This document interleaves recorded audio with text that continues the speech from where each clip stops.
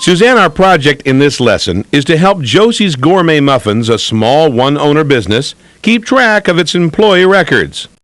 To do that, we build a small personnel database, essentially an employee list, within Excel, and then we'll create a payroll register database to calculate the employee's pay.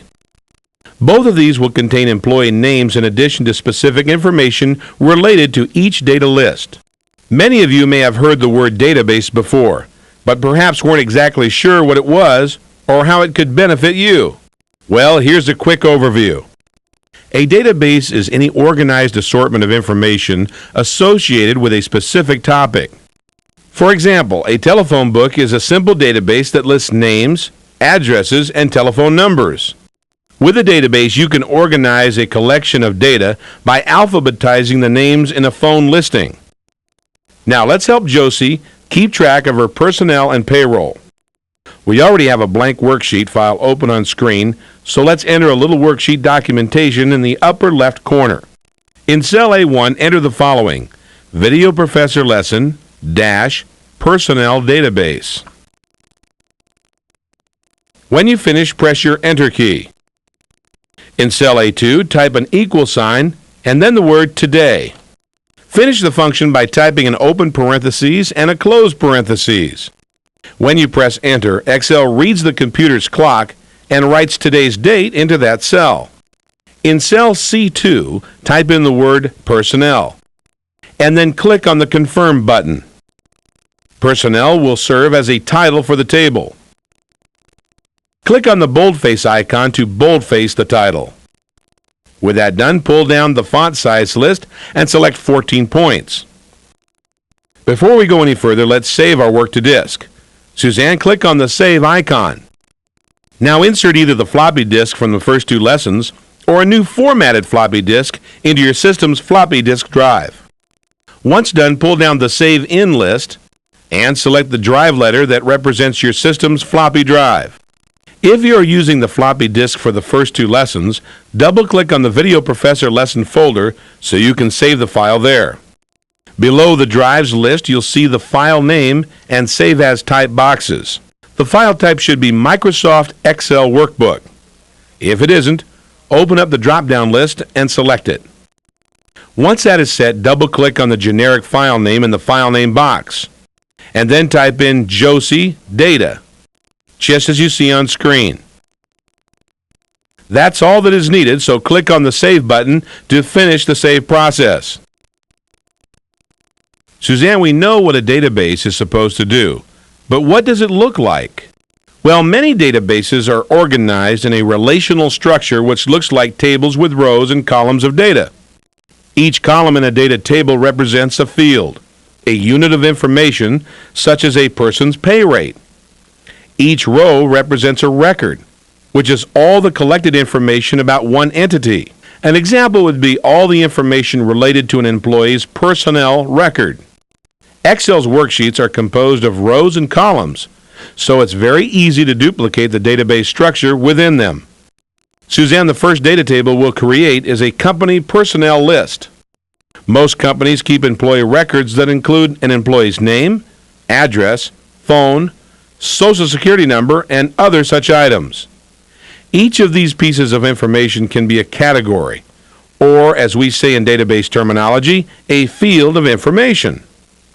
Once these fields are set up, you can sort data or select records based on the information within the fields. The most important part of an Excel data table is the fields row, because it contains the categories or fields that dictate how the database is structured and what type of information can be retrieved from the data table. Let's lay the foundation for the personnel data table, Suzanne. Select cell A4, then type LName in this cell. This will be our field for employee last names. We can type field names in lower or uppercase letters, but I prefer uppercase so the names stand out a little. Suzanne, you've just created your first Excel database field. Now tab to cell B4 and type FName. We'll use this field for entering employees' first names. When you finish, tab over to cell C4 and then type in the word rate. We'll enter each employee's pay rate into this field. When you finish, tab over to cell D4 and enter the word status. This field will contain a tax deduction code for each employee. We'll indicate whether they are married or single and the number of exemptions they claim. Now tab over to cell E4, enter the abbreviation for department, DEPT, and a period.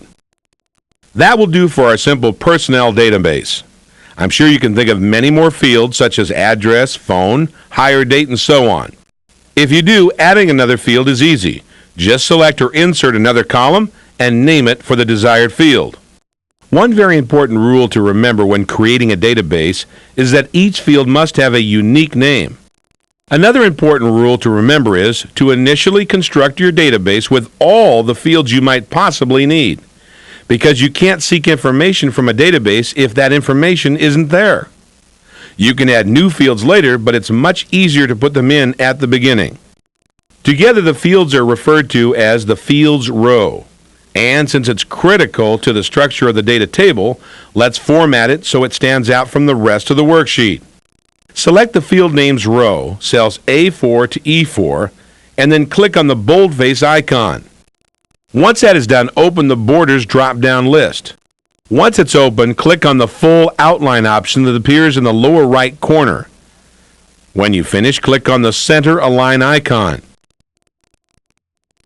Now click the mouse anywhere outside the chosen cells so we can see the formatting. Looks good. Now let's move on. I'm sure you can guess what comes next. We need to enter some employee records.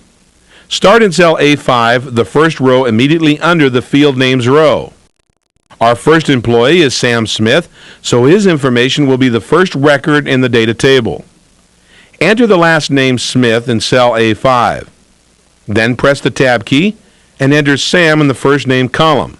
When you finish, press your Tab key and enter $7.50 an hour for Sam's pay rate.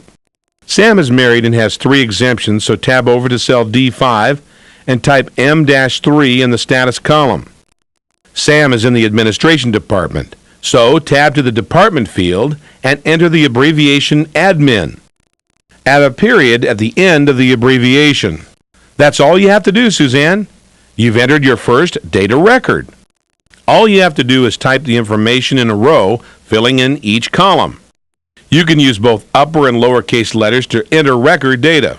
However, it is important that your record entries follow a consistent style from one record to the next. This will make searching and sorting data faster, easier, and most importantly, more accurate. Ready for another record? If so, move down to cell A6. Our next employee is Joan Jones. Enter the last name Jones in this cell, then tab over and enter her first name Joan. Tab again, and then enter $10 into the rate field. She is single with 1 exemption, so type S-1 in the status field.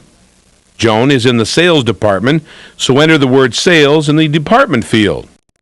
Even though we have entered only 2 records, you can already see the importance of the fields and row structure. It keeps data organized so information from one employee's record doesn't get mixed in with another employee's. Let's add a few more to our little data table. On screen is the employee records for Ben Miller and Misty Johnson. Enter those records into the table. Start by entering Ben's last name in cell A7. Note as you begin to enter Misty's last name, Excel automatically attempts to pre-fill the cell with Jones. Excel knows that many of your label entries will be repeats, so it attempts to enter an earlier label into the cell for you. If the pre-fill is not correct as when you are adding a new name, just keep typing and the pre-fill goes away. When you finish Misty's record, click on the Save icon to save these new records to disk. Suzanne, before we go much further, let's take a moment to look at one of Excel's database tools. Click on cell B8 within Misty's record. Now pull down the Data menu and select the Form option. Excel quickly reads the data within the page and decides, based on the structure of this data and the fact that we chose the Form option, that this block of cells must be a data table. The data form that appears on screen provides a simple way to see, change, add, and delete individual records from a data table. It can also help find specific records based on the criteria you specify. If you enter or edit data on the data form, Excel changes the corresponding cells in the data table. The upper right corner of the data form tells us how many records are in the selected data table and which record's information is currently being shown in the boxes at the left side of the form. We can see Sam Smith's information listed there. Notice that each entry box represents a specific field within that field's row. If you want to see another record within the data table, just use the scroll bar to bring it into view. We'll see this dialog box again in a moment, but for now, click Close to clear it from view. Before we explore the data table any further, I want you to notice that we left a blank line between the documentation and the field's row.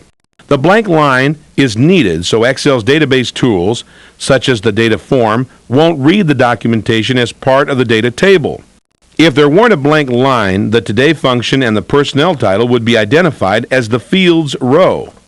As much as we need a blank row between the document and the fields row, we don't want a blank row between the data table's records. This is very important to remember, so let's take a closer look. Whenever new data is added to a database, it needs to be connected. If we were to add the new record in a row directly below the existing list, it would be included in the data table. But if a blank row were left between the data table and the new record, that record wouldn't be included. Suzanne, let's add a new employee, but leave a blank row to see if this is true. Our new employee is Joe West. Enter his last name in cell A10. Then enter his first name in cell B10. Mr. West makes $13.50 an hour, so enter that in the pay field. Joe is married and claims 5 exemptions, so enter M-5. And he works in the sales department. The first clue that this record won't be recognized as part of the data table is the pre-fill command. It doesn't work here. Now let's see if Joe is included in the list. Click on cell B8 again as we did a moment ago to test the list. Now pull down the data menu and select the form command. Do you see that Excel still only sees 4 records? We know the new record has been added, but Excel doesn't recognize it as part of the data table, because there is a blank row separating it from the other records. Fortunately, that's an easy problem to correct. Right-click your mouse on the row 9 header. This highlights the row and opens a shortcut menu. Click on the shortcut menu's Delete command. Once the blank line is deleted, Joe's record becomes part of the database because the rows are contiguous now. Now that we have the personnel data table built, let's build a separate data table for payroll. In doing so, we'll see how to create and enter some very effective formulas and function commands within a data table.